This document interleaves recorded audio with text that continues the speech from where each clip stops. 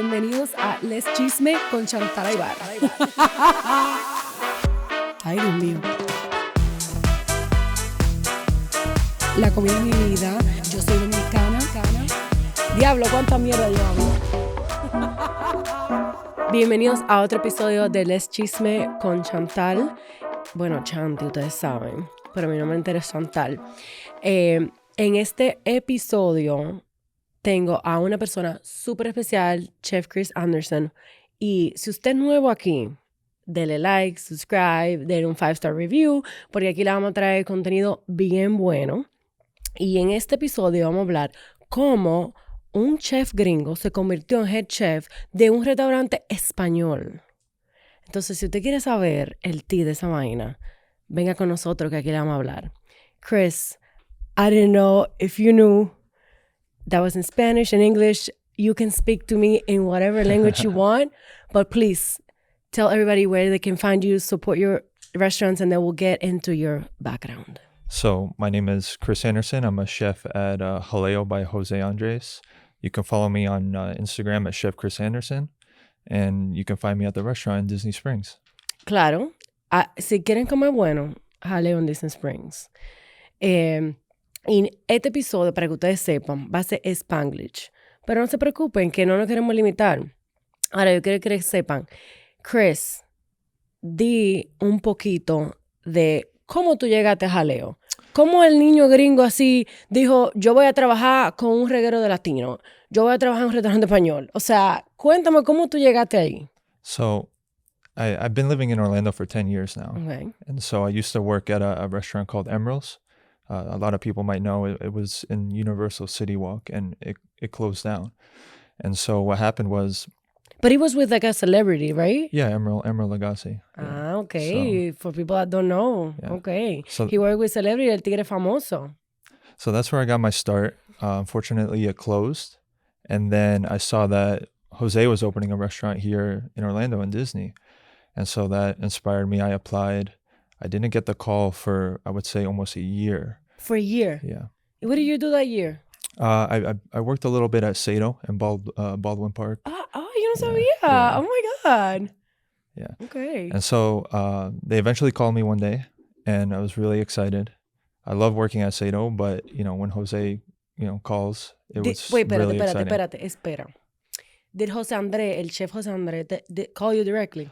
So his chef that was working with him for about 30 years called and kind of, told me this story about this big restaurant that they were putting into Disney. So it was really exciting. And so you were there from day one? Yeah. I was there when there was concrete, laying tile, sand Who was on there the ground. Before? It was Wolfgang Puck. Para si a usted le gusta, was it called Disney Springs then or not even?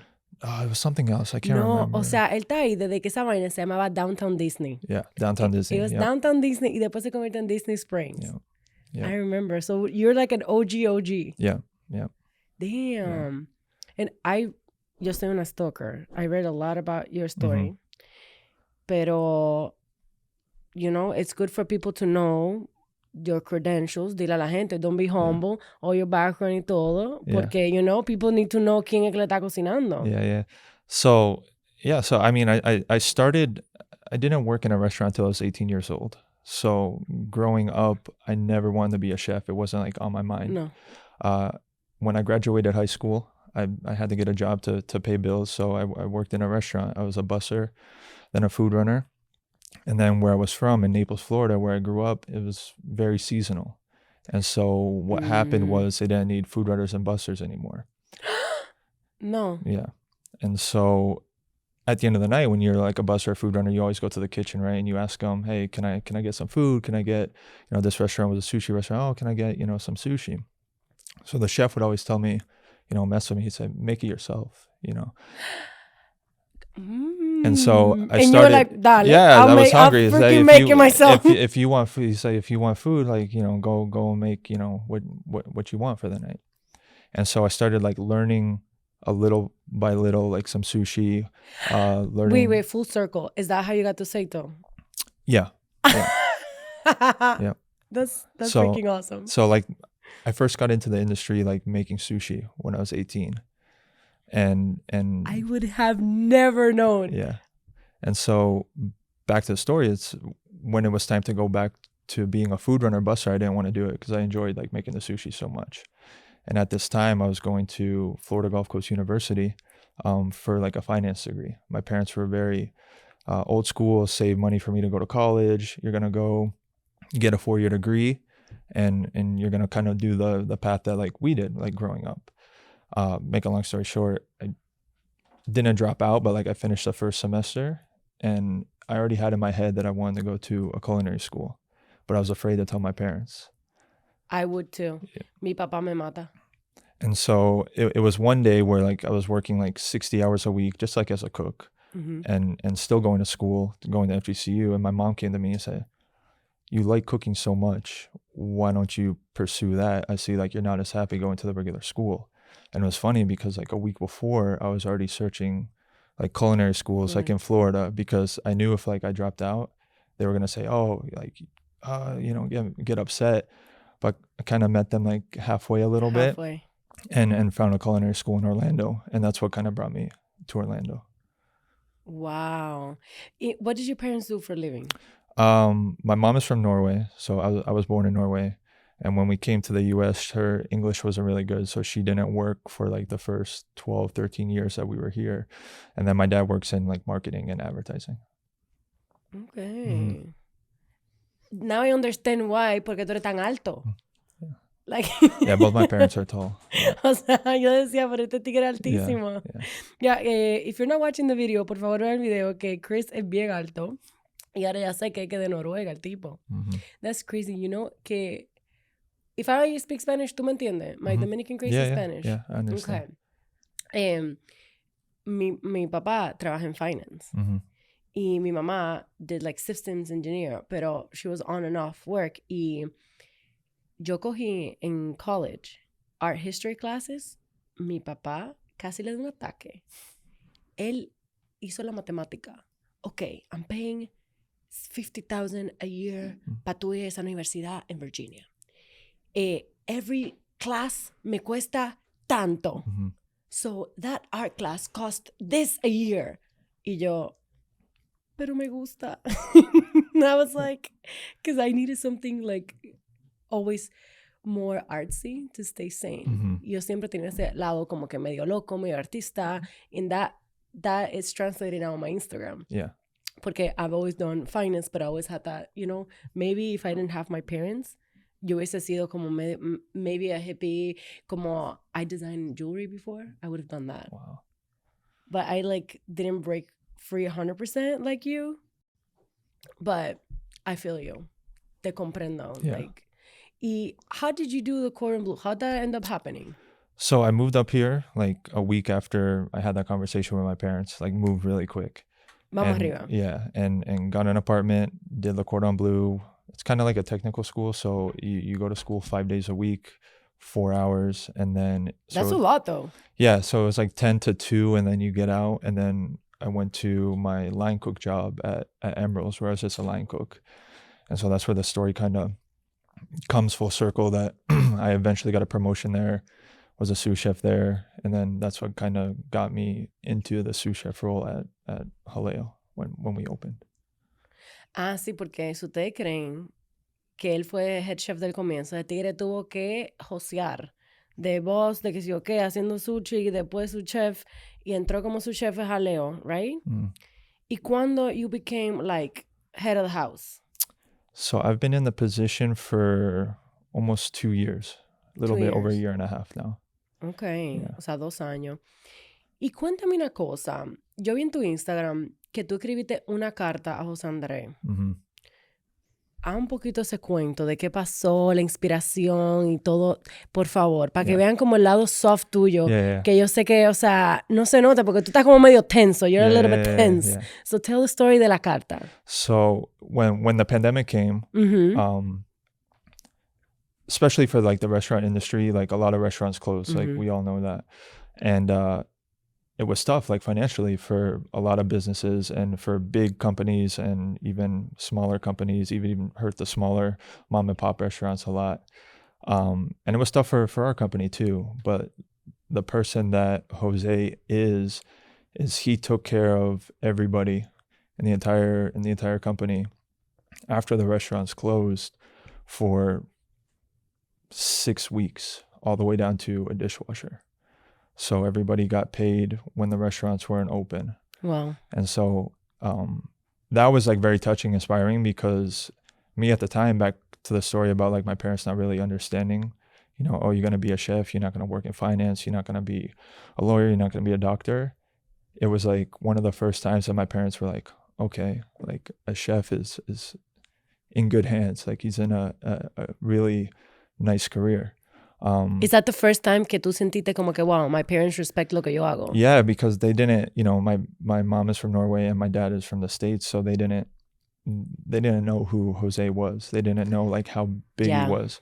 Yeah. And so, you know, pandemic comes, I'm 24, 25, and, you know, call my parents, say, hey, restaurant's closing, you know, and what I felt like was supposed to be like the prime of my career at 25 years old. And the restaurant that I'm working at is closing down. And then Jose took care of us for a good amount of time, and that was great. And for them to understand that I was gonna continue to get paid, they were like, okay, wow, this is great. This is huge. This is great. And that's the type of person that Jose is. He wants to take care of his Sí, family. porque José Andrés was in the news all throughout that. Like, things happen and you can see los videos, things with his family, and he's like, todo está bien, no se preocupen. Like he even shows up on my TikTok. Like he shows up in todas mis cosas. And I would see it too. Yo como que, wow, that makes me want to spend more money en el restaurante. Decir, para que traten una gente así, and I know everybody's taken care of, yo prefiero spend the money there as a consumer, tú sabes. Y más que I'm always in social media, so I see all those things, y not all the owners son así. So I'm like, oh shit, if I'm going to support somebody, es alguien que está haciendo algo bonito, you know? Y hablando de cosas bonitas, para que ustedes vean lo bueno que es Jaleo y el trabajo que Chris hace, vamos a ver de verdad la comida, porque no todo es, la historia está muy linda y muy sentimental, pero hay que probar la comida para ver si de verdad vale la pena. Y tenemos aquí un ayudante que nos va a traer la sorpresita porque hay que probar esa comida. Vamos a ver. ¡Uy! Ay, Dios mío. Yo creo que esa es mi paella favorita. Aunque no. Mi paella favorita es la que tiene el churrasco encima. Really? Ay, sí. Churrasco. Que como que con toda la carne. Pero yo creo que tengo mucha que no pruebo esa. Entonces hoy la voy a probar. Deja ver.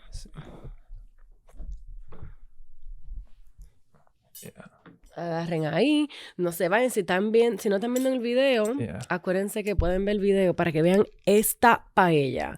O sea, en la misma olla con todos los furufes, una vaina hermosa.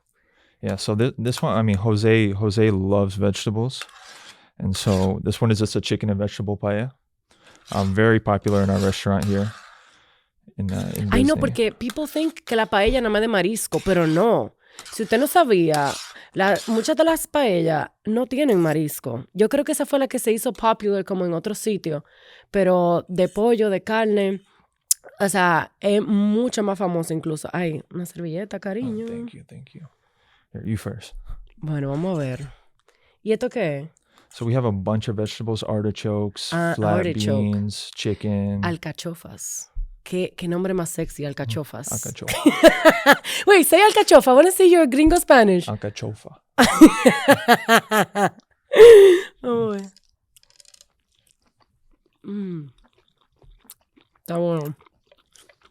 So we make like all the vegetable stock, chicken stock in chicken the restaurant. Y We make sofrito. Y si usted no ha ido a Jaleo, hay uno en Disney Springs, hay uno en Chicago, ¿verdad?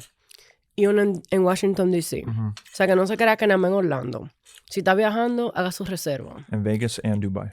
Ah, y en Vegas y en Dubai. Ay, santo. Qué rico. La alcachofa está deliciosa. Déjeme decirle. Yo me puse el plato abajo porque I'm such a messy person. Me van a sacar del estudio si hago reguero. Qué rico. So we cook this one over the wood fire in the restaurant just like they do in Spain. The wood fire. Esa vaina está, pero en la madre. Jose loves vegetables. We put a lot of vegetables in the paella, and that's why like you taste the rice. It has a lot of depth to it. You know, it's not just rice and saffron. You taste the stock. You taste the gelatin from the chicken stock. You taste the sweetness from the vegetables. This is one of my favorite paellas. Está muy buena. Yeah. Like you said, a lot of people are used to the seafood. Porque mira, I grew up in Latin America. Mm-hmm. Y you eat paella by the sea. Mm-hmm. Entonces, la gente cree que la paella es con una langosta, unos camarones, unos langostinos, you know, pero es porque those things are fresh caught right there. Yeah. Y tú estás en la playa, you know? So it's very hard to, en la playa, decirle a alguien que coma carne. Porque we don't eat pollo y carne en la playa. O sea, no. Yo crecí en República Dominicana, like, you're not gonna eat pollo en la playa. Like, that just doesn't work out. Pero en verdad, like, this is, I know, la manera tradicional. That's the one thing. And in Spain, you see a lot of seafood too, right? Spain is surrounded by water on all the sides. So you see so many different paellas all over Spain. But if you travel through Spain too, you see like the grassland, you see the chickens, you see the cows, like all over the place. So, I mean, the story behind, you know, even the paella valenciana is that La valenciana no tiene, exacto. Yeah, the workers would go out and they grab, you know, what they found. So they found like rabbits and chickens and alcachofas. ¿Y tú comes rabbit? Yeah. Acércate al micrófono que está ahora como muy lejos. Eso. Señores, ya yo estoy acostumbrada a vivir productor y yo dije, Mira, Chris, yo quiero escuchar tu español un poco. Por favor, dale el gusto a la persona que nos están escuchando de tu español. It's getting better. No, pero úsalo, dite una frase o algo. Porque, Chris me dijo, ustedes no saben, Chef Kristopher me dijo, que en la cocina, porque acuérdense que la cocina es una cocina española. Y en la cocina todo el mundo lo entiende hablando español, que él sabe lo que decir. Usa tu vocabulario, like you're en la cocina, de jaleo. ¿Qué tú le dices a la gente? ¿Cuáles son las frases y las palabras que tú te sabes? Porque acuérdense que tú eres el jefe. Entonces, ¿qué tú dices como el jefe? Oh, man. Está sudando, señores. Yeah. Like I was saying, like, a lot of things that like we say in the kitchen. No, pero say it. No, you want me to say it? Sí, say it. Dilo. Give me something that you want me to say. Commands and things that as the boss of the kitchen you say. En español, en la cocina de jaleo.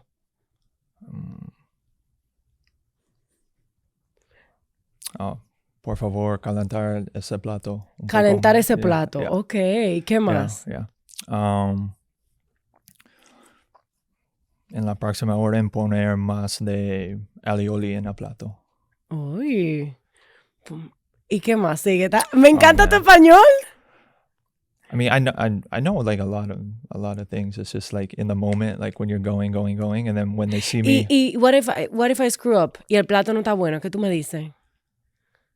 Por favor, dame un otro plato. Dame otro plato que se nota de nada. I say please. You say please, yeah. Por favor. Yeah. Yeah. ¿Tú eres nice? Or you're like more structured? I think I'm nice. You're very Nordic. ¿Tú estás seguro? Mm-hmm. Or are you more Floridian now? Se quedó pensando. I think I have both sides. Both sides. Like okay. I grew up in the era like where the industry is kind of like changing a little bit, where it was normal for the chef to be like yelling and kind of rude, and nobody liked that. No. And so. Do you have any stories of you getting yelled at or experiences that you were there que you said, oh my gosh? Mm-hmm. Can you share a few? No names, just like the experience. Yeah, when I was 18, I got sent home because the chef like didn't like the pants I was wearing, and they were like perfectly good pants. They said they were too tight. Too tight. Yeah. So and they weren't even like tight. He was just like yelling and like disrespectful, and it's like your pants are too tight. Yeah. O sea, señores, yo he escuchado de comentarios de las mujeres diciéndole a una mujer, o sea, que tiene los pantalones muy apretados porque tú sabes los atributos de atrás. Pero a un hombre yo nunca había escuchado eso.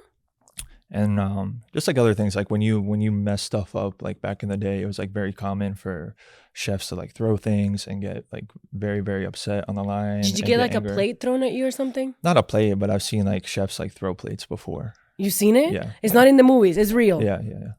Unfortunately, it's real. Shit.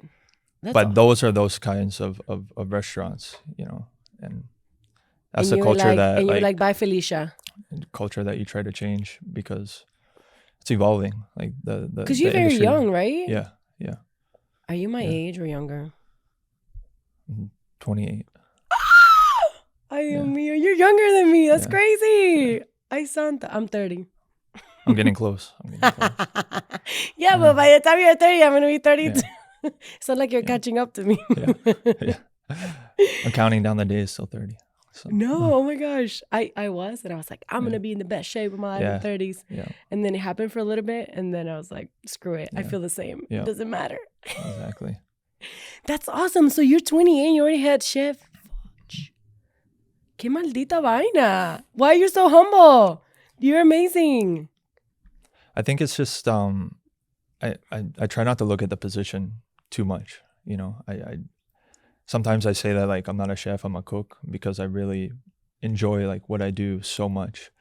And so with the position, there's obviously things that you have to take care of, but I always try to remember like the reason why I came into the industry is because I like to cook. You like to cook. And so when I get like overwhelmed with like financials of the restaurant or things where the restaurant might not be doing the right way, I always think back to like the simplicity of like what I'm doing and like when I was a kid on the line.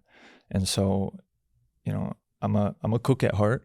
And so even that's why when I ever do have time to like cook in the restaurant, the cooks can tell you, you know, they'll see like the chef like jumping on the station. It's my downtime. They'll see me prepping stuff. Even that big restaurant that like I have so much responsibility, I try all the time to cook and taste as much as possible. As much as possible. Yeah.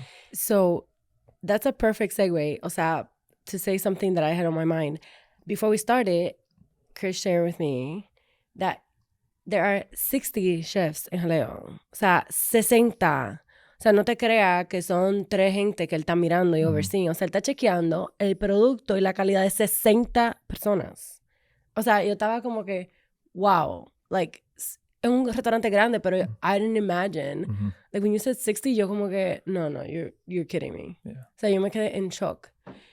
O sea, with that in mind, como que share a little bit of a lot of the responsibilities of you as a chef besides cooking. Porque a lot of people think que es como the cooking channel, the cooking show, and you said that you barely actually have time to cook. O sea, share a little bit of that side que people don't understand, que there's like so many other things that don't involve cooking at all. Yeah. So, I mean, I love that question because it's so interesting to be a chef of like a big restaurant, a high volume restaurant, and a restaurant that serves pretty high-end food.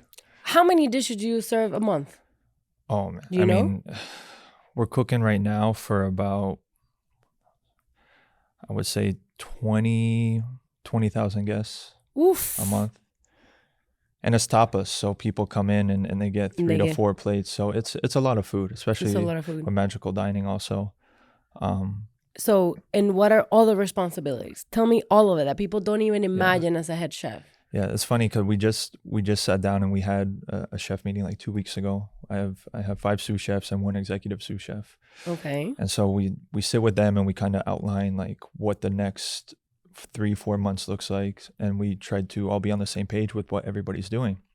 And so we sit down with this paper that has like each of the chefs and their duties and what they're working on. And so like my list had a few things.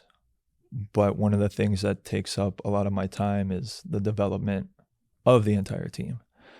So that's the one thing. Of the hierarchy que todo el mundo desde arriba. Everybody all the way down to the dishwashers. That's how like I try to operate the restaurant, right? Claro, because you started como dishwasher, so you understand. Lo de que es subir de abajo. Yeah, and it feels good for them, like when the chef is going to the dishwashers, going to the cooks, to the fry cooks, asking them, okay, what do you need? What do you want for your future? Are there any stations that you want to, work on? And so there's other things that I have to do. That's like the financials of the restaurant is huge. I control the schedule. So like for the financials, like you have to monitor the balance sheet and income statement. Remember, I'm a banker. That too? Yeah, so we do P&L and you have to do the P&L? Yeah, I do the P&L. And wow, so you understand my world. Yeah. Qué chulo. Yeah, so we do the P&L, and obviously we can't wait until the end of the month to And you have to report it monthly. Yeah, every month we get on a call with people, CFO. Do you guys use QuickBooks? I have an accounting software team accounting team that does everything. I got so excited. Yeah, but we use QuickBooks. Yeah. We use QuickBooks. Yeah. Señora, acuérdense que yo de verdad soy banquera. Entonces ese tipo de cosas me da un chin de risa porque it's something que nobody gets excited, but I know how to use QuickBooks and read all the statements and see if things are going good, bad. Like my nerd side, I can analyze a P&L really well. Maybe I call you for help. Some of my clients end up being in the food industry. Yeah. And I help them with like some of that. It's hilarious. You wouldn't. Yeah. So what else? Sorry. Got sidetracked by ADHD. No me deja. So development of the staff. My QuickBooks financials. Yeah. So all the financials, menu planning. We change the menu 4 times a year. 4 times a year. O sea que si ya usted ha ido a Jaleo 2 o 3 veces este año, vienen más cambios. O sea que puede ir una vez al quarter at least, ¿verdad? Para probar menú nuevo. Yeah, so we change like with the seasons. I'm in touch with the vendors. So like product is very big for us in the restaurant. Do you get to source los productos de Jaleo Disney Springs? Or is it like more corporate, como... No, How much freedom do you have? I have all the freedom, and especially that I know what Jose likes. They give us that freedom in the restaurants to get the best things that Jose would like. So there are some items that we get throughout the company, especially like imported products that we get in, that all the Jaleos use. But like as far as like the olives and stuff like that? Olives, yeah, the jamon. We get octopus that all the restaurants use the same octopus from Galicia. So from Galicia, ay, qué rico. Yeah, so there's some things that like I get already, but there's some things it's like we're dealing with oranges now, like as they go out of season. So like I'm trying to find an orange from a different orange from like a different region that can be better than what I got this week. So I get on the phone and say, hey, can you try to send me some samples of different oranges, or send me samples of different microgreens, or tomatoes are going out of season, so we're taking some tomatoes off, but maybe there's like a greenhouse somewhere that has good tomatoes for pan con tomate. I can't take pan. No, mira, si tú sacas el pan con tomate del menú, mira, I will delete this episode if you take the pan con tomate out. If I can't take it out. Listen. Jose will call me. Señores, even if I'm walking, si yo estoy caminando en Disney Springs, que ustedes saben, la gente viene a visitar de República Americana, de all over the US, viene a visitar, y siempre Disney Springs es un lugar increíble para pasear, window shop, restaurante super nice. Y si yo estoy ahí, mi snack, un pan con tomate to go. Un pan con tomate to go. Y me ponen, do you have reservation? No, pero quiero un pan con tomate para llevar. And they're like, okay. It's the number 1 seller in the whole menu. Number That's 1, crazy. month after month after month after month. Something so simple, pero so delicious. Yeah, it's really good. So do you have to always make sure like you have the best tomatoes? 100%. 100%. Yeah, that's like one of the things. And like as I go out of season, you say you can't take it off the menu. There's like some things that you don't take off the menu, but me as a chef, I'm gonna try to find the best tomato I can for that dish. Yeah. Hey, no, I've gone 3-4 times to Spain, y every time un vinito y un pan con tomate. Like solo para comenzar. After that, I figure out qué va a pasar. But first, un vinito or, un tinto de verano if it's very hot. Oh, yeah. We drink a lot of those in Spain this Sí, un tinto de verano. And then, what's going to happen? Yeah. I actually, I went to Spain for a whole month. Not like you. y después él no va a hacer el cuento, because he just spent like 3 weeks in Spain. So your Spanish is fresh. Pero bueno, vamos a ver si le sacamos alguito. I went 1 month because from when I graduated college to when I started my first banking job, I was like, you know what? I don't know if I'm ever going to get this big of a break. And a friend of mine said, I'm doing my master's, come through. I actually have an apartment. I don't know when else we're going to get the opportunity. I packed up everything I have in 1 suitcase. So I had nothing else. I was moving somewhere else. I packed up 1 suitcase and I went to Spain for a month. And I was in Madrid and then we take like trips everywhere. Yeah. And that's when I think I first developed the love for like Spanish cuisine. It's so unique over there. It's its own world, and I mean the products there too. It's you can eat anything from vegetables and anything. I feel like in Orlando I have to check the restaurant ahead of time. In Spain I can just show up anywhere. Yep. It's gonna be good. Yep. That makes me get a little mad sometimes. And it's difficult here to try to like do that same style and that same ingredient focus concept like over here when you know I don't have all the fishermen right off the coast here in Orlando like you see in Spain. I don't have too many farmers like right in the backyard. We have farmers here, but not as many that you see like in Spain. So how do you make sure and keep the quality always good? Like, what are things that you constantly do to make sure que Jaleo quality is like top notch? You just have to check the food every single day. Every single day. Every single day. It's a big restaurant. Back to what I was saying is that even all the things that like I have going on, I make it a priority to check the food all the time. Like at some point in my day, no matter if I have something big going on, no matter if I have meetings, no matter if I have P&L, marketing is calling, systems training, I find time out of my day to make sure I'm grabbing a handful of spoons and like tasting everything. So, and how do you stay so skinny? It's 2 floors. The restaurant's 2 floors. So I'm running up and down the 2 floors every single day. Señore, that's a question that I actually hate, and I just asked you. Just, I guess, like, just to feel the pain back, to give it to somebody. Porque todo el mundo, Chantal, how do you always eat out? Like, you're not fat. I'm like, it's none of your business. Why the fuck do you care? That's why I say 2 floors, busy restaurant. Yeah. You know, I've never been to the 2nd floor. No. I've seen it. Yeah. Y muy bonito, la lámpara, but I never been up. Never to eat either, no. Never. To eat, to record, nada. Yeah. It's beautiful. When we get busy, we open it more. So, open it more. Yeah. I mean, sometimes I don't like the little bar in the left. Okay, by the way, I got super excited porque I went and you guys carried Dominican rum. So I was like, it's great. Good rum. I was like, I approve. Yeah. I was like, tenían Barceló. And I was like, oh my gosh. Because most people here, especially, they have Puerto Rican rum, but not Dominican rum. And I was like, oh, Jaleo knows what's up. And I've been in the outside and in like the open area, but I'm never upstairs. Oh, we have to check it out. That's next on my list. Yeah. Y going ahead with some of the things you said, change the menu 4 times a year, right? I think my favorite has been the Eat Like Jose. You like Jose? That was so good. That inspiration came from, it was funny the way I thought of it, because you thought of it? To put like a higher end tasting menu on the menu. You're now like, you were here on my list. You're now like, aquí arriba. I'm like, oh my God.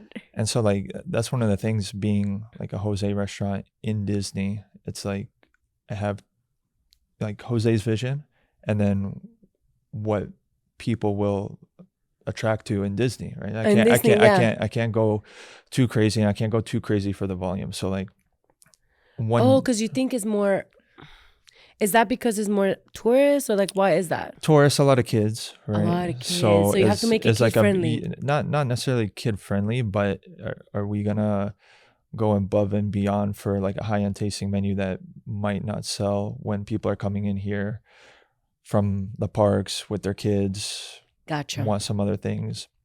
But the Jaleo experience, which is the tasting menu that we've always had, creeped up to like the number 2 seller on the menu. So I was thinking one day, I said, okay, maybe I was wrong about Disney, maybe I was wrong about Orlando. There is a demand for tasting menu, especially a higher end experience. Mm-hmm. And so we didn't know how it was going to go. But now the Eat Like Jose is actually being ordered more than the Jaleo experience. ¿En serio? Yeah. Wow. So now you're like, oh, la gente de Orlando sí es fina, los turistas. They prove me wrong. No, los turistas, they come in chancletas, but they have the budget.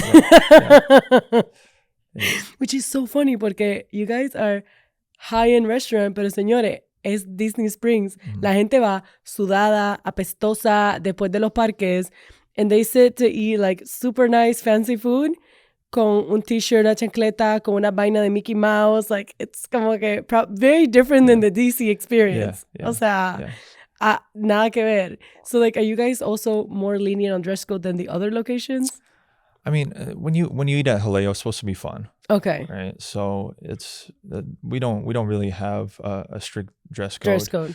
You know, people come in and obviously you find some higher end products on the menu, but the experience is more fun. Like a lot of things going on, a lot of things hitting the table, different types of plates. The plateware is a little bit funky.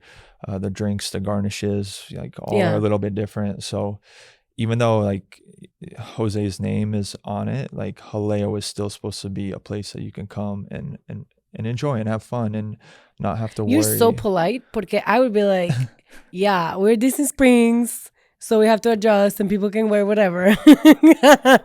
But there's people that come in and know Jose's name and been to all the other restaurants that come in and dressed up. But then like obviously you're in Disney, so you have the parks too and different, you know, guests. And honestly, hasta si tú vienes nice, because I've done it, porque the Latina in me, I cannot look like crazy. By the time you walk from the parking to the thing, you're already sweating. Yeah, it's difficult. It's like a hike. Yeah, it's difficult. Do you guys park in the same place or where do you guys park? There's an employee parking, so we walk a little bit. Some days I'm with my chef coat on the hanger walking in, because from the parking lot, like you said, you'll be sweaty. You'll be sweaty. Yeah, for sure. Oh my God, that's crazy. So Eat Like Jose, I mentioned it, pero if you didn't know, un tasting menu was $125? $135. $135. Yeah. $135. I was off $10. But I remember that it was around that range porque, señores, it's so good for what you get. Like the pricing, I don't know how you did the math on there, pero for what you get, it's totally worth it. Porque ahora en Orlando, a lot of places hacen un tasting 200, 230, 250, 180. And these are prices que I know porque I've been to all of them. Y no te dan la calidad. Y I know which one it is. Y no te dan la calidad. That's why I posted it twice. I was like, si no lo viste, míralo ahora. Porque it's like crazy lo que usted le dan por un 135. And is that one only in Disney Springs or did they add it to the other ones? Yeah, no, that one is unique to Disney. To Disney Springs. Yeah. Okay.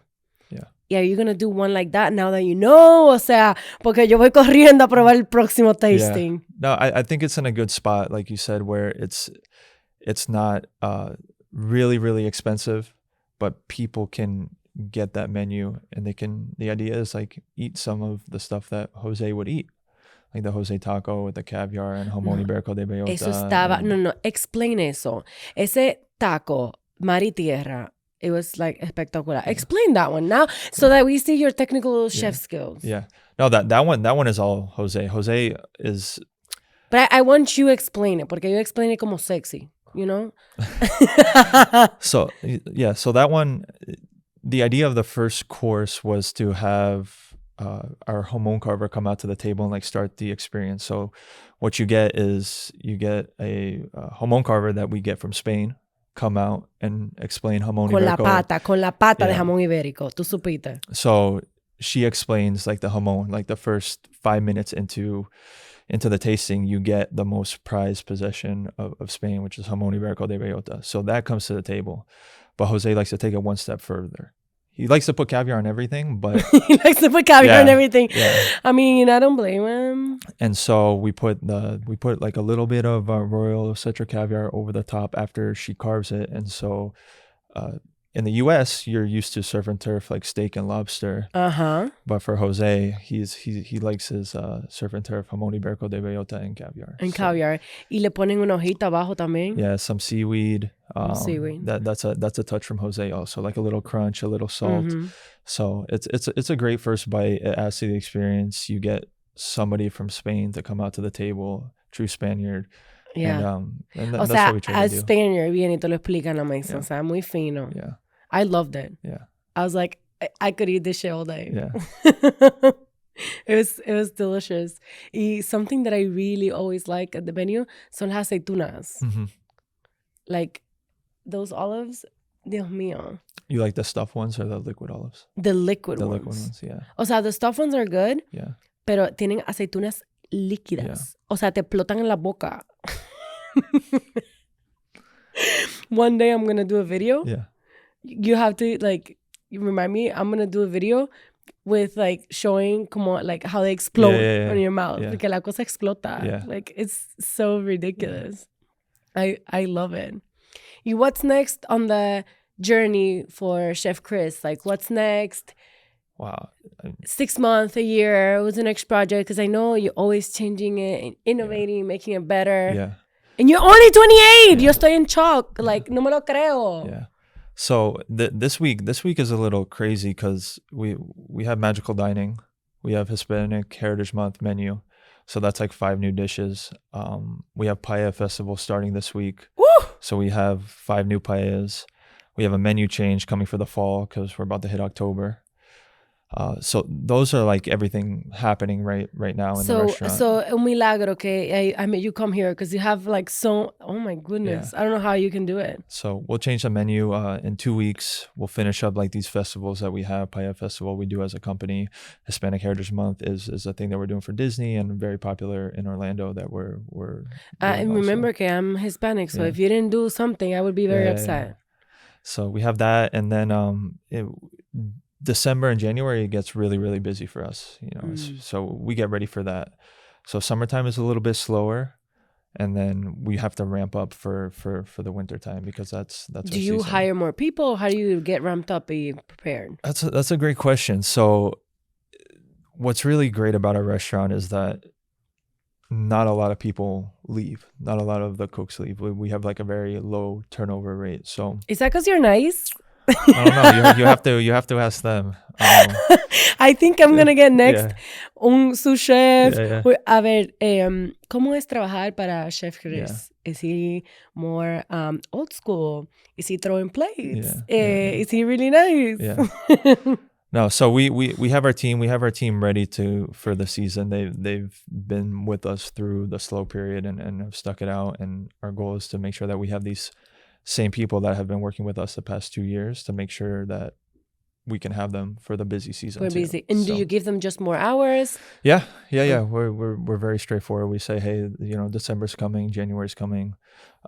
Let's be ready to work. And all of them love to work. They love to work so much. So I don't have a problem. The team is amazing. That's good. How is it to work for you? I'm still curious. To work for me? Sí, I still can't get a read y me está molestando. I think, I don't know, that's not going to sound humble, but... No, say it. I think I work hard. I think I put in a lot of hours. I'm there for whatever the restaurant needs. So if a opening chef goes on vacation and I have to open the restaurant at 6:30 like I did today, like I'm there. 6:30 a.m.? I'm not a chef that's like, oh, I work Tuesday through Saturday. I need Sunday, Monday off. You know, I'm always there for like what the restaurant needs.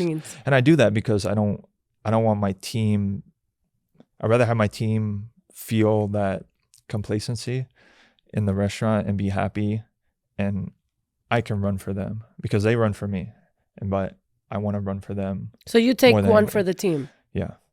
Pero y how do you like balance not burning out?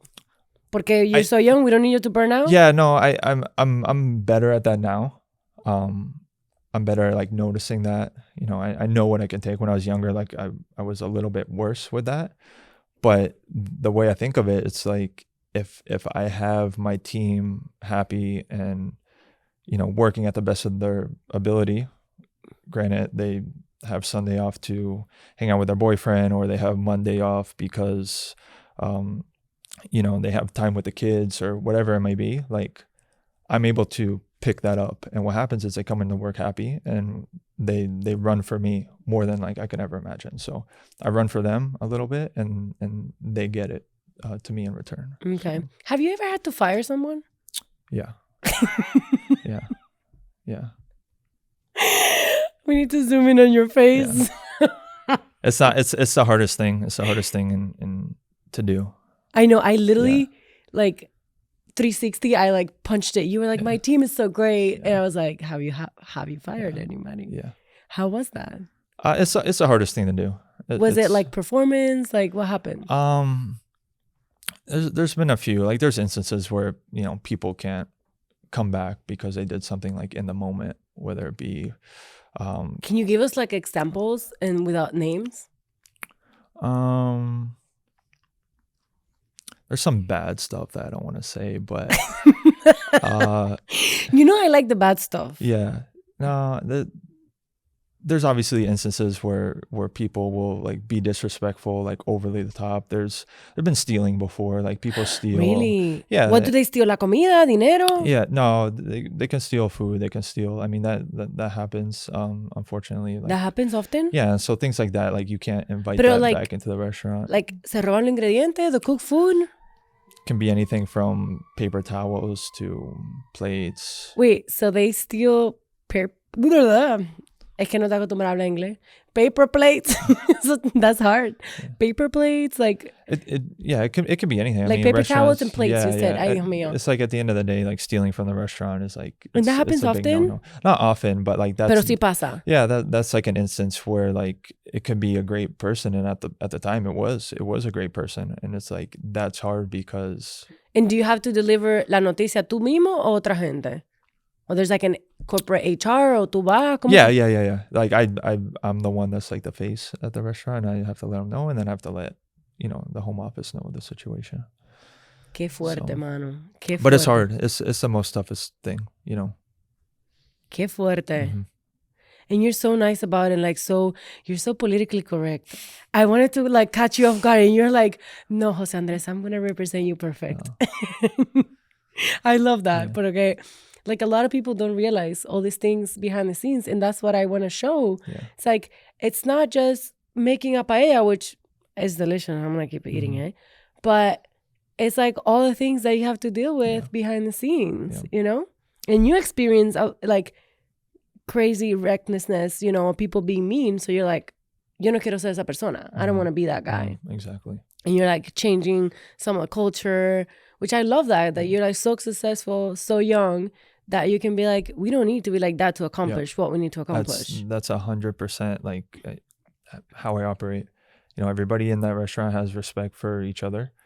And so especially like if I need something done, they respect me, and that's what I love. And so even if they don't do it the right way, I can let them know, and they're not going to be upset, because we have such a culture that like we respect everybody for the bigger vision of getting like good food to the table. So I mean, we have our issues, like every restaurant. We get busy, we have problems, we get crushed some nights, people get upset on the station. It happens, right? But somebody close to me actually made a scene in Jaleo, and I didn't have the heart to tell you. Right. But you guys handle it beautifully. And I was supposed to go, and I didn't go. Yeah. Y yo dije, oh my God, qué bueno que yo no fui. Yeah. Because if you would have been there or somebody, I would have like died. Yeah. I would have died. Because this person's from Spain. And I can't remember the dish, but it wasn't one dish. And the potatoes were not in the same shape as las papas de España. Mm-hmm. And this person really ate the poor waitress alive. This is not authentic. Mm-hmm. In Spain, las papas son así. Mm-hmm. ¿Cómo van a servir papas así y decir que you guys are un español? Yeah. The poor waitress, la cara, like she was dying. But the manager came, they got like a few complimentary dishes. My friend was, I was supposed to go, yo no fui al final. Talked to the girl, le dijo, mira, I'm so sorry. No sé qué. Like, I'm not responsible for what this crazy person's saying. Like, your papas are delicious. And it's like, I feel like sometimes I wanted to say this porque, sí, you guys make mistakes sometimes, but also, I think hay veces que people don't understand que you can take los platos tradicionales and elevate them and add a gourmet style, inspiration. It doesn't have to be igualito que tradition. Like, actually, that's even better porque you're being more creative. Yeah. Yeah, I feel like sometimes people don't understand that. Yeah, and even like working with Jose, you know, obviously he's from Spain, and so a lot of the menu, you never know with Jose like what he's gonna change, right? So he might come to the restaurant and whatever he's feeling, you know, he might make a change that day because that's what he wants on the menu. So it's pretty traditional, but again, it's like resorting back to some things that Jose likes in particular, you know, so. Yeah. I mean, I get it. Cause like, but there's sometimes I feel like there's dishes que I'm like, bueno, the original is like this, but as a high-end place, if we make this adjustment, it's going to be, you know, better tasting. Yeah. Or it's going to be healthier because that's what people are looking for. But some people don't like that. Yeah. It's difficult. Like, oh my gosh. That's crazy. What else? I wanted to know, you didn't answer my question. You said you were busy ramping up, but like career-wise, like where are you headed? Where you see like, because I know you love jaleo. Este hombre like dies and breathes jaleo. Like, is that like your future? Like, what are you thinking? Yeah, no, I've never enjoyed my job so much as I do now. So it's kind of like, it's kind of hard. Like, I don't think of anything like a year out, year and a half. Like I'm really invested into this restaurant. That's awesome. Yeah. And I'm really invested into Jose, you know, with working with him. For me, he's the best chef like in the world. And so whatever, like the I don't even like to call it the company, like whatever, you know, the family or Jose has in store for me, I think I'm gonna be here for a while. But as far as this restaurant in Jaleo, like I really want to take it to, you know, farther and get busier, and not big into winning awards or anything, but I just want to create like the best food possible at this restaurant. No, that's awesome. That's awesome. I want you to stay because, of course, I like you a lot. And every time you're like so amazing, and I can see how you being the head chef has created like a really good culture. Like, I see that. Thank you. Todo el mundo is so happy to be there. Yeah. And actually, my last time, esta parte I'm going to say in Spanish. Señores, la última vez que yo fui, hasta el mesero era tan nice con mi hermanita, con mi primita, que the little kids had the best experience. Y como él no me quiso dar ningún chisme, él fue bien light. Y aquí estamos en el chisme. Yo le voy a hacer un último chisme rapidito antes de irnos. La última vez que yo fui a Jaleo fue porque Chef Chris vio que yo puse en un story en Instagram que un restaurante me dijo para invitarme un sanduchito y que si yo llevaba a las niñas me lo tenía que cobrar aparte. Mind you, no era un sanduchito, era un hot dog. Que eso cuesta de Nathan's usan la salchicha, o sea, como medio centavo. Y yo dije, ¿tú sabes qué? Yo no necesito ahí. Y Chef Chris vio mi historia y me dijo, no te preocupes. I got you. Ven, trae un adulto, trae a la niña, que esa rastrería así no es. Y yo, usted no se imagina la gratificación que yo tuve. Y después fue de las mejores comidas. Y así de bueno, como él lo dice, así él es porque yo lo he experimentado. Así que ya ustedes saben. Si quieren ver más de Chef Chris, dense la vuelta por Jaleo. Like, subscribe, share. Inviten a todo el mundo a que vea el episodio. Y después que prueben Jaleo, me dicen si ustedes no creen que ese tigre es un verdadero badass. Gracias y nos vemos la próxima.